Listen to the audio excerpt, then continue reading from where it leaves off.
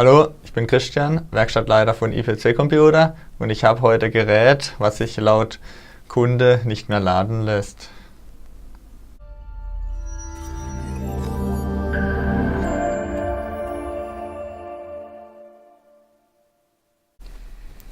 Wir haben hier ein Samsung Ultrabook, ein NP940 X3C.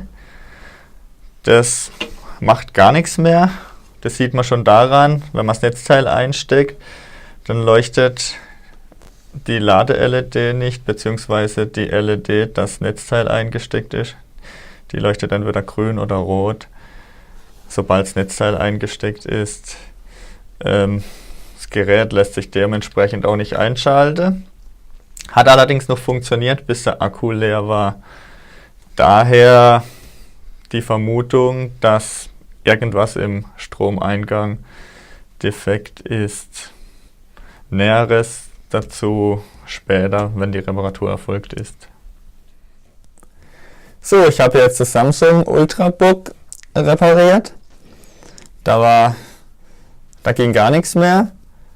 Jetzt leuchtet auch die Lade-LED wieder.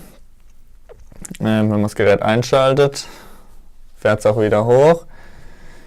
Da waren gleich zwei Sachen kaputt. Zum einen der MOSFET von der Akkuladung und zum anderen der Steuerungschip von der Akkuladung. Daher ging auch gar nichts mehr. Den Fehler hatte ich ja schon so vermutet. Jetzt funktioniert das Gerät wieder komplett und der Kunde kann sein schickes Ultrabook nochmal ein paar Jahre nutzen. Über Abo, Kommentar oder Bewertung würde man sehr freuen. Bis zum nächsten Mal. Danke.